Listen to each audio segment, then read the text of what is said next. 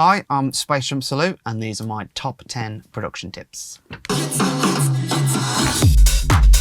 So my first production tip is kind of one that probably a lot of people already know, but if in case you don't, it's actually a really useful tip. Is just to keep anything like your bass and your kick drum into mono. And how you do that with, especially with Ableton, is if you just go to the plugins just on the side here, Audio Effects, and just go down to Utility, and you just drag that just straight onto it. And then when you get there, you've got these options here: stereo, left, right, or you have all mono. Personally, I start using it as left just because it cuts it down into one single channel, but you can also just hit the mono button here, and that just keeps everything in the lower part of your mix just clean and tight together. So yeah, really useful tip that is. So second tip is just to really embrace the idea of using sample packs and different kinds of samples. There's a bit of a stigma around them, which even I used to have, I will admit, when I was younger. You want to try and make everything yourself and individual and all that kind of thing, which is fine. Still nothing wrong with doing that at all. But for when you're starting out, or even if you've just got an idea flowing and you really want to get in the moment, just use some samples. It's really useful, seriously. You can get them a lot of different ways, kind of like Bandcamp or even Beatport, loads of different places you can buy them. I personally get a lot of mine from a app called Splice, and all you do literally is you go to their website. So many different genres, there's so many ways to find what you want. But so for example, just this drum loop here, once you download it, it goes straight into this little app, and then you literally just click here. You can either click to copy the app onto your copy board, or you can literally just drag it here and it's there, full beat. And it's just, for when you're getting started, it just really gets that idea going. Or even sometimes, like a lot of people, you have that sample that you find, and that's what gives you the idea to like really get something going with a track idea. So yeah, that's what I'd recommend. So tip number 3 is just going to be quite a basic one, but you'd be amazed how useful it is when you're starting out. It's one thing that I wish I'd have known a bit sooner. So all it is, I've just dragged in a random track here by this artist, Crown Control. Really big fan of his. Check his stuff out. Great track, but the use of it is not so much for the sound or anything like that. It's using the structure, and as you can see, you've got obviously the build-up part of the track, then the breakdown, build back up again, then like the main drop, so, or whatever you want to call it, kind of thing. And just when you're starting out, it's always interesting to look at other people's structures. Don't necessarily have to follow exactly what they've done because it works for their song, but it just helps you learn different ways of breaking up a track and it being not so monotonous about the same thing. And also, if you're looking at the structure as well, you can hear when variation comes into it, which is a big part of house music in general, is having that variation come in, because otherwise it will just get a bit samey all the way. And it's just useful in general. I have a lot of people who send me stuff, like brand new producers, some really good stuff, but the problem is they're very short tracks. So for example, they're like 3 minutes long, but they don't know how to extend it to like a full 6 minute kind of clubhouse track. And by using someone else's track as a reference for structure, it's a really good way of just helping you extend the track out. So for tip 4, this is just kind of one that's just, it doesn't really have any rules regarding it, but it's just really good to just go into your particular DAW. For me, it's Ableton, and just dragging some random plugins, even the basic ones that they have, like delay, overdrive, reverb, or anything like that, and just really playing with them, but then also going a bit deeper into it. So with Ableton, you can just do, if you go in automation, just here, sorry if I search for it here. So they have automation mode, which you just have a shortcut of pressing A, so I'll just quickly press A, and it brings up all of the automation for that particular track. So here we're looking at this vocal one here, and then if we go to the side here, so these are the plugins that are on it. I'm just going to show you automation for the reverb. So if you click reverb, and then down here, these are all the parameters that you can obviously play with. And just for now, I'm just going to show you just like the decay time, sorry, and then also just the wet and dry amount. And by automating it, it just gives some more character to your samples, and it gets a bit more out of them. So for example, if we just take the reverb off completely, and I'll show you, and actually the filter as well, we'll just take that off so you can see what the original samples are doing.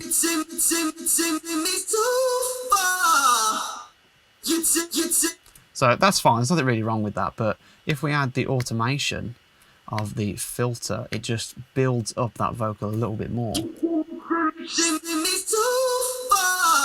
rather than just coming in. And then again with the reverb, that note that the singer just does when it's a bit longer, but it's a bit short, so I wanted to just give a bit more attention to it. By pushing up the reverb just around here, it really gives it that bit more character.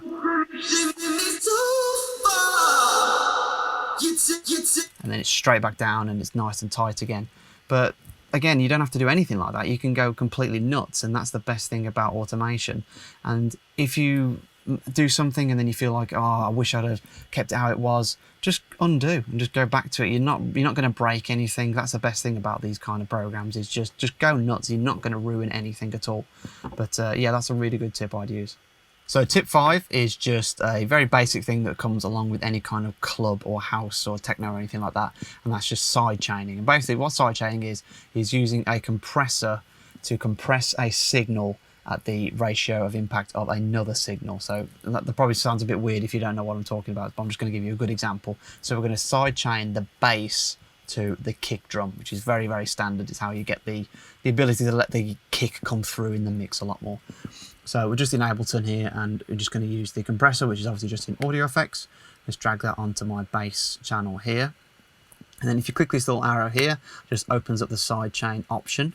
And if we hit sidechain just to turn it on, whack RMS just so it's a bit of a smoother transition.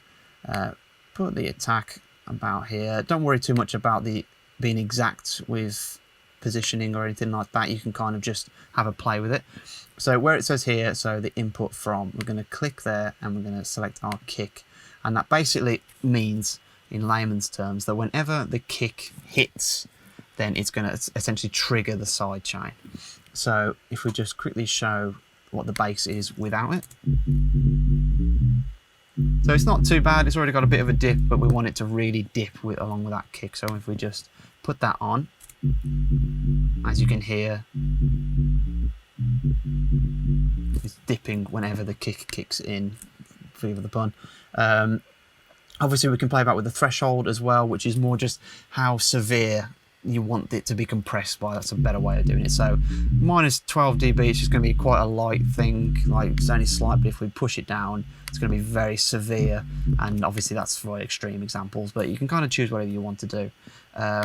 Another good way of doing it is, this is just in Ableton's built-in standard compressor, but there is other ways of doing it. So for example, if I just quickly go to this one, and there's a one called by Nicky Romero's sidechain. A lot of really big producers use this just for its ease.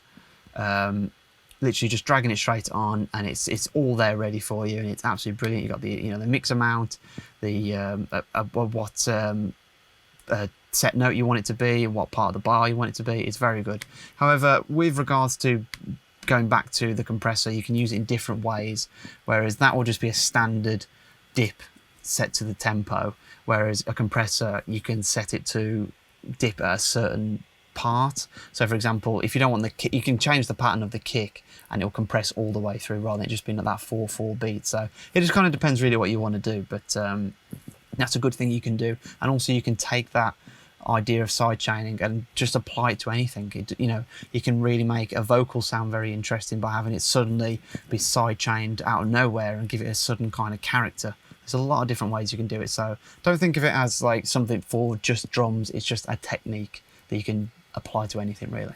So tip number 6 is kind of just a bit of an offshoot on what we spoke about earlier about the arrangement and those kind of things.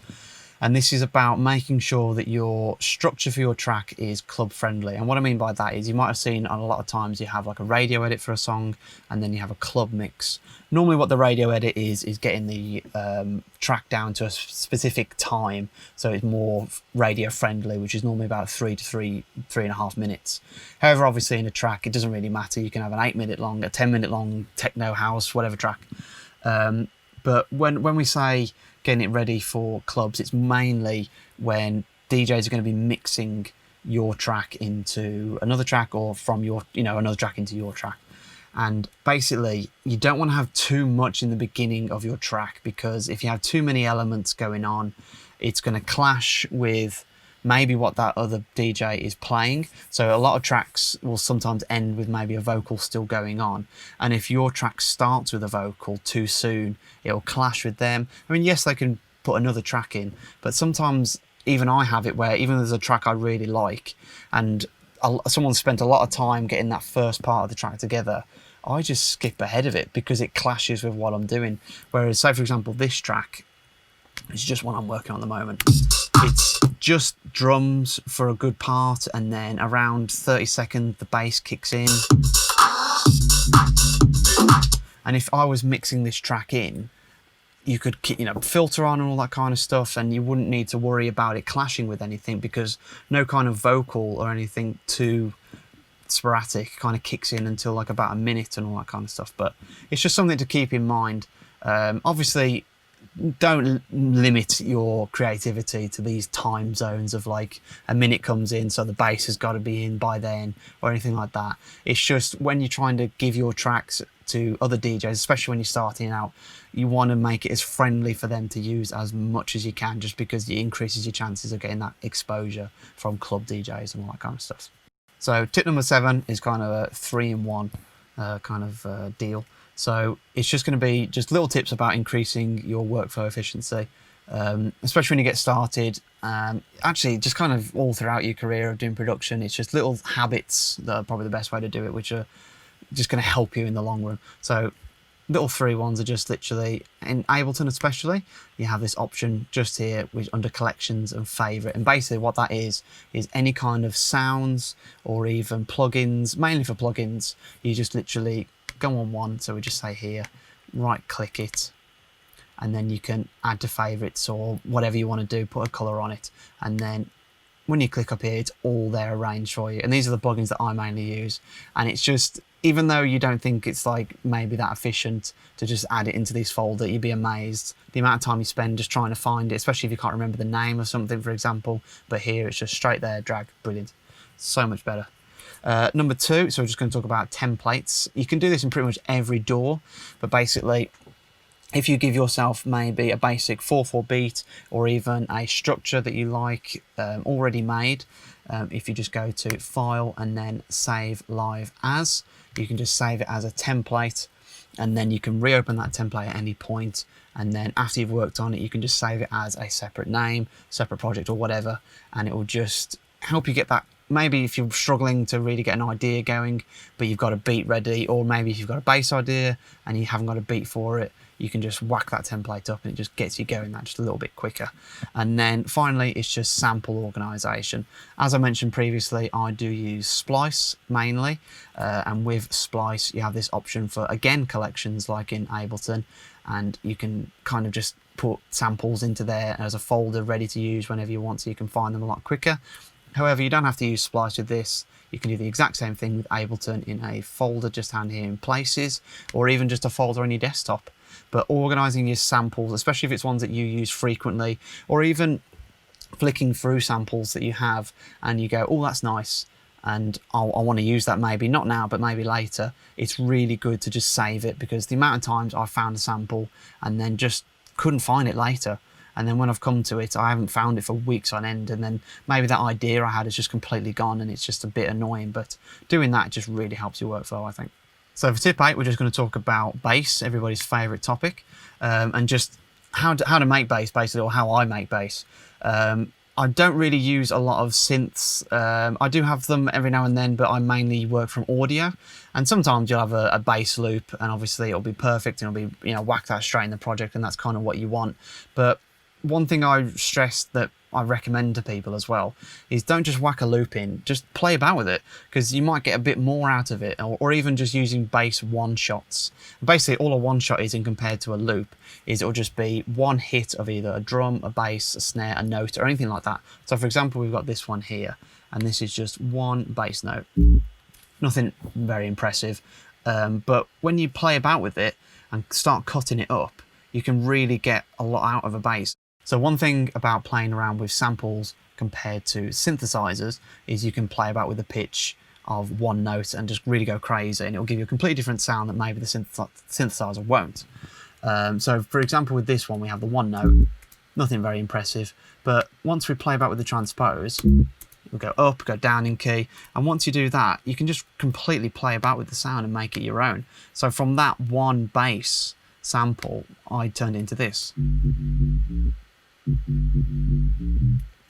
just like completely different. It's a unique bass riff that I've written. Obviously it's not like the most unique thing in the world, you know, it's very, very standard for tech house, but it just gives you that edge that you've made a bass lick and riff that no one else maybe even has, and it helps you stand out. And sometimes it's good to use samples over synthesizers, because if you're not as accustomed to working with them, or how do we cue them or get the most out of them, and you're a bit, you know, intimidated by them, as I was when I was younger, audio like this that's already been normalized and mastered, and it's got all the power in that someone who really, really knows what they're talking about with regards to making a bass has done. It's already locked into that sample, and you just have that layer of stress of making it all powerful and stuff. It's just being completely taken away.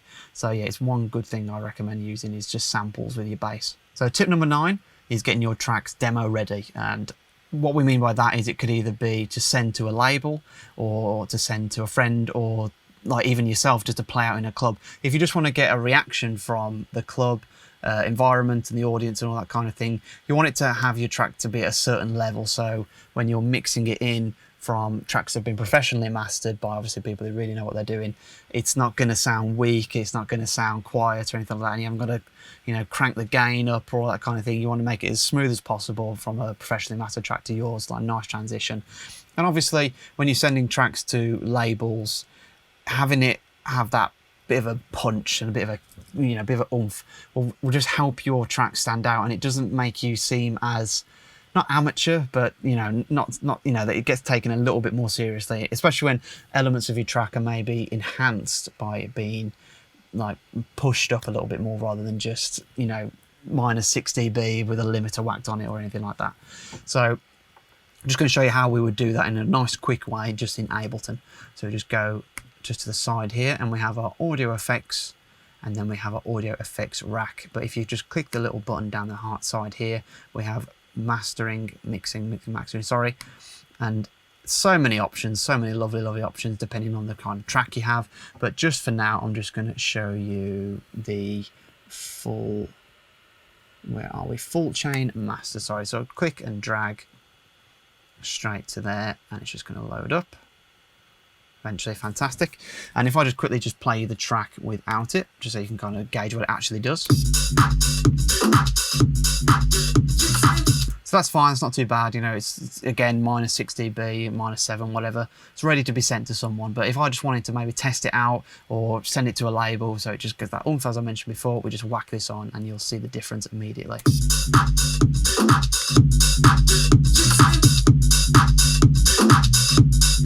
And something like the full chain master, just for example, in Ableton, it gives like a nice push up. Nothing's too over compressed, too limited, or too crunched down. It just gives it that little bit of an oomph, but it doesn't really like oversaturate the track too much and make it sound a bit rubbish, if I'm honest.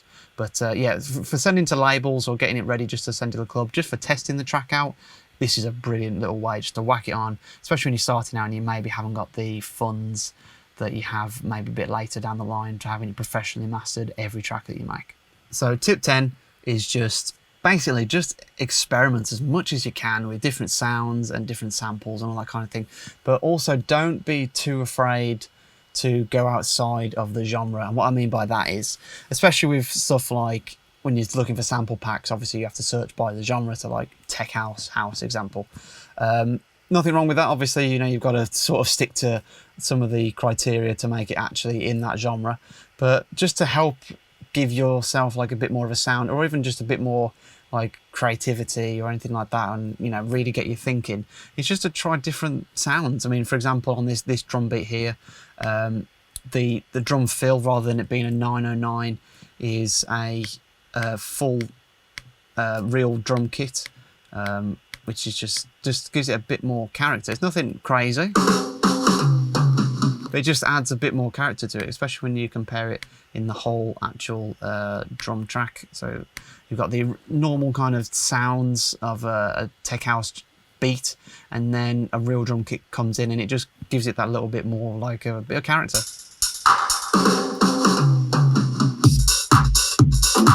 And it's just something a little bit different like that. Even with regards to vocals as well, A lot of sample packs will obviously have vocals aimed at like the tech house market or genre or anything like that, but just go outside of them. Like this one for this track, this one here. You take me so far. Is from a pop music. You know, nothing wrong with that at all. But a lot of people would be a bit like, oh, it's from pop, and just you don't know what you can do with it. So, for example, in this track itself, if I just actually show you the full thing here, sorry. So just from that original, you take me so far. Oh, you know, you don't have to just whack the sample in like that. You just play about with it, like I have here. You take me so far. Bit of distortion, bit of sidechain, bit of delay, and it suddenly becomes a lot more groovy and adds a lot more to the actual track itself.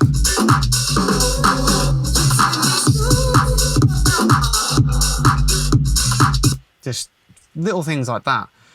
Even here we've just got a nice like kind of group female vocal.